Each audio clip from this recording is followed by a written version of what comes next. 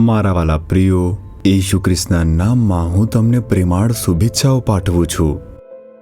તમે કેમ છો? શું તમે સ્વસ્થ છો? શું તમે ખુશ છો? શું તમે ભય વગર છો? શું તમે આનંદિત છો? વિચાર કરી જુઓ। તમારે હંમેશા ભય વગર રહેવું જોઈએ, આનંદિત અને ખુશ રહેવું જોઈએ। શું પ્રભુ રોજ તમારી સાથે વાત નથી કરતા? તો પછી શું ઈસુ સાથે ચાલતા બાળકો તે ડરી શકે છે? શું થશે? કેવી રીતે થશે? હું સૂઈ શકતો નથી। શું આપણે આ બધું કહેવું જોઈએ? તો ઈસુ સાથે રહેવાનો અર્થ શું છે? ઈસુ તમારી સાથે છે ને? જો તમે ઈસુ સાથે ચાલવાનો અનુભવ કરતા હોવ તો તે ગમે તે હોય, તમને હંમેશા ખુશી અને આનંદ મળશે। તે આપણને વચનો આપી રહ્યા છે, સલાહ આપી રહ્યા છે। આજે પણ તે વચન આપે છે। ગીતશાસ્ત્ર 121નું 3 વચન, તે તારા પગને ડગવા દેશે નહીં, તારા રક્ષક ઊંઘી જનાર નથી। પ્રભુ તમારું રક્ષણ કરે છે, એવી રીતે લખવામાં આવ્યું છે। શું આપણે બધા સામાન્ય રીતે રાત્રે સૂતા નથી? આપણે આરામ કરીએ છીએ। ઊંઘ જરૂરી છે, પરંતુ શું પ્રભુ ઊંઘે છે? તે નથી ઊંઘતા। સૌ પ્રથમ તમારે જાણવું જોઈએ, જે ઊંઘે છે તે પ્રભુ નથી। જે ઊંઘ વિના રાત દિવસ રહે છે તે પ્રભુ છે। રાત દિવસ તેમના માટે સમાન છે। તેમણે માણસને આરામ કરવા માટે રાતને બનાવી છે। રાત્રિ દરમિયાન આપણને ઘણા જોખમનો સામનો કરવો પડે છે, તેથી તે રાત્રે જાગતા રહે છે અને પોતાના બાળકોનું રક્ષણ કરે છે। તમારે આ વાતને સમજવી જોઈએ। સૌ પ્રથમ તો તમારે તે વાત સમજવી જોઈએ કે પરમેશ્વર છે તે કદી ઊંઘતા નથી। જે દિવસ અને રાત આપણું ધ્યાન રાખે છે, રક્ષણ કરે છે, તે પ્રભુ છે। હું એક શહેરમાં ગયો, સેવા માટે ગયો હતો। ત્યાં એક યુવાન હતો। તે વ્યવસાય ચલાવતો હતો। તેની એક ખૂબ જ મોટી ફેક્ટરી હતી। તેઓ ઘણી બધી વસ્તુનું ઉત્પાદન કરી વિદેશમાં નિકાસ કરતા। પ્રભુએ તેમને તેમાં આશીર્વાદ આપ્યો હતો।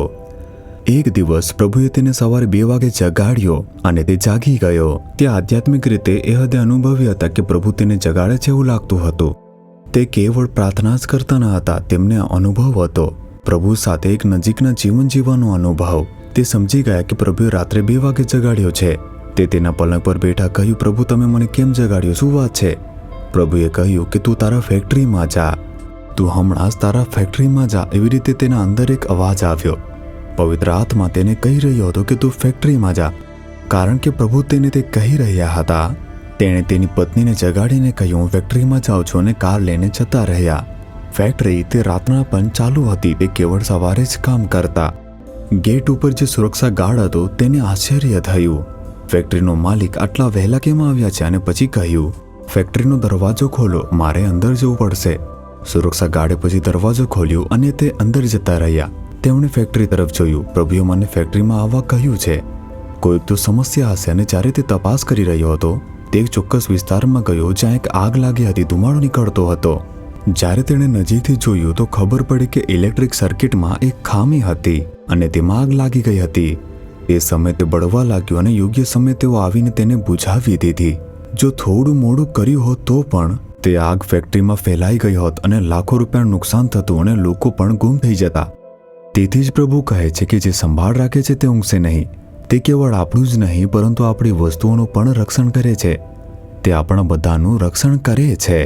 પરમેશ્વરે અય્યુબ અને તેના બધાનું તેની આસપાસ વાળ બાંધીને રક્ષણ કર્યું। બાઇબલમાં આવું લખ્યું છે ને? તમે વિશ્વાસ કરો। જ્યારે હું મુસાફરી કરું છું, ભલે હું બસમાં હોઉં, કારમાં હોઉં કે ટ્રેનમાં હોઉં, વિમાનમાં મુસાફરી કરતો હોઉં, પ્રભુ મારું હંમેશા રક્ષણ કરે છે। આ વાતમાં તમે વિશ્વાસ કરો। જ્યારે તમે તમારા બાળકોને શાળામાં મોકલો છો, પ્રભુ મારા બાળકનું રક્ષણ કરે છે એમ વિશ્વાસ કરો। તેમને તેમના હાથમાં તમે સોંપી દો, પ્રાર્થના કરો અને પછી મોકલી દો।